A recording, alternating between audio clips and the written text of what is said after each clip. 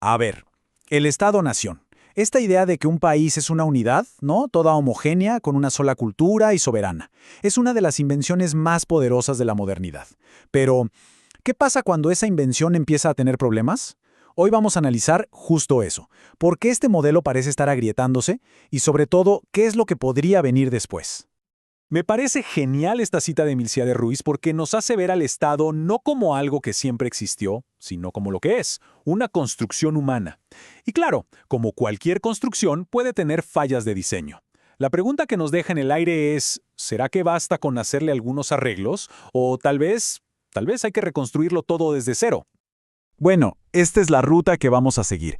Arrancamos con la crisis del concepto, luego ponemos en claro algunos términos clave, de ahí vemos las señales de alarma, nos metemos de lleno en el caso de Perú y para terminar exploramos algunas propuestas para un nuevo modelo de Estado. Muy bien, vamos con el primer punto. Es importantísimo entender que esta idea de un Estado uniforme, donde una sola identidad lo define todo, es en realidad algo bastante nuevo en la historia. Y hoy esa idea se enfrenta a desafíos gigantes, por fuera con la globalización y por dentro con el resurgimiento de un montón de identidades diversas. Para poder entender bien esta crisis, es clave que hagamos una pausa y empecemos a desarmar los conceptos que casi siempre damos por hecho. Hay que aclarar estas ideas antes de seguir. Y la primera gran distinción, la más importante de todas, es la que existe entre nación y Estado. Muchas veces las usamos como si fueran lo mismo, pero son cosas radicalmente diferentes. Y para construir este vocabulario vamos a apoyarnos en el trabajo de un filósofo, Luis Villoro, que nos da unas herramientas súper claras para diferenciar estas dos ideas que son fundamentales. Entonces, ¿qué es una nación? Según Villoro, es, antes que nada, una comunidad cultural. Lo que la define es que comparten una forma de vida, una historia, un sentido de nosotros y un proyecto para el futuro. Es, en una palabra, identidad. Pensemos que es como el alma de un colectivo, una realidad histórica, cultural. Y el Estado, por otro lado, es la estructura de poder. Es el aparato administrativo, el gobierno, las leyes, la policía, el ejército. Su chamba principal es garantizar el orden y la seguridad en un territorio. Ojo, no es una identidad, es una maquinaria de control. Aquí la diferencia se ve clarísima. Ser parte de una nación es parte de quiénes somos, es una elección de identidad. En cambio, ser parte de un Estado, bueno, eso implica someterse a una autoridad. Es algo que se puede aceptar por conveniencia o a veces hasta por miedo. En resumen, una cosa es cultura, la otra es poder. Ahora que ya tenemos los términos claros, pasemos a las consecuencias. ¿Qué pasa cuando esa estructura de poder, el Estado, empieza a fallar? Para entender esto, vamos a guiarnos por el trabajo de Robert Rothberg, que habla de los indicadores del fracaso de un Estado. Lo que dice Rothberg es que los Estados existen para algo muy claro, para darle a su gente ciertos bienes políticos. ¿Cómo qué? Pues seguridad, leyes que se respeten, salud, educación. Cuando un Estado deja de proveer estas cosas de manera efectiva, es cuando empieza a fallar. Y no es una opinión, ¿eh? Estamos hablando de señales concretas que se pueden medir. A ver, miremos estas señales. Un gobierno que ya nadie respeta, violencia criminal por todos lados, instituciones que no funcionan, servicios básicos que cada quien se arregla como puede y una economía que va en picada. Estos no son problemas aislados, son síntomas de que la estructura completa del Estado se está viniendo abajo. Y para que todo esto no se quede en pura teoría, vamos a aterrizarlo en un caso de estudio muy potente, el de Perú.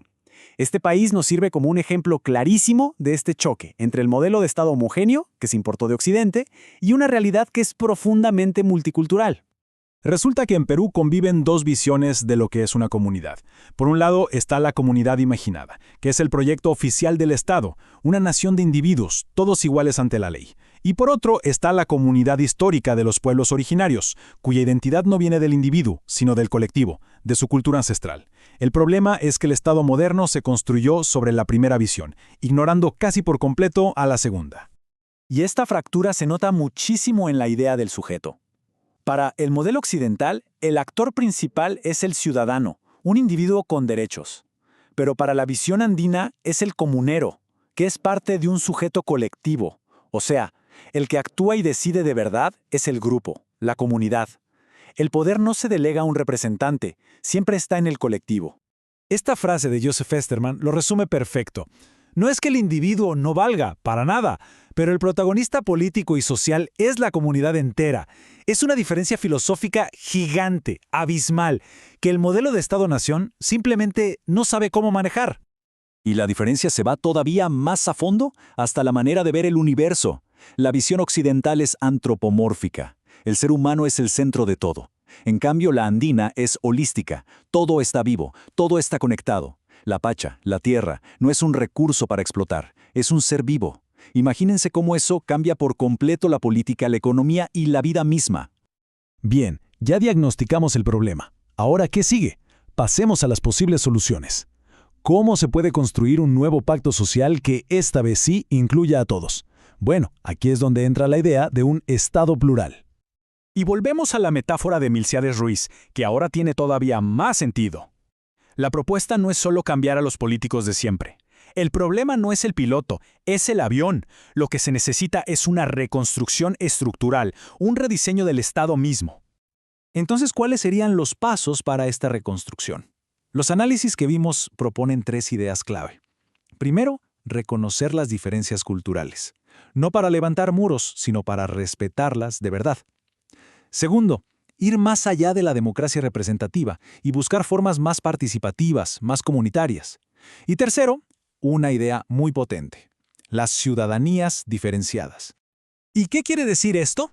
Como lo propone Fidel Tubino, se trata de reinventar la ciudadanía, de aceptar que no hay una sola forma de ser ciudadano. Es reconocer que diferentes culturas pueden relacionarse con el Estado de maneras distintas sin que una tenga que ser superior a la otra. La palabra clave aquí es reinventar. No se trata de invitar a otros a una casa que ya está construida, sino de construir una casa nueva entre todos. Y todo esto nos lleva a la conclusión, al gran desafío que se queda flotando en el aire. Porque, si aceptamos que necesitamos reconocer ciudadanías diferenciadas, que hay que inculturar la democracia, el gran reto es, ¿cómo hacemos eso en la práctica? ¿Cómo se diseñan instituciones, leyes, políticas que lo hagan realidad sin terminar creando más divisiones? Porque ese riesgo es muy, muy real. Y más allá, ¿cómo nos aseguramos de que este diálogo no se quede en lo académico o en lo político, sino que transforme de verdad las relaciones de poder y se sienta en la vida cotidiana de todas las personas? Esa es la pregunta que define el futuro.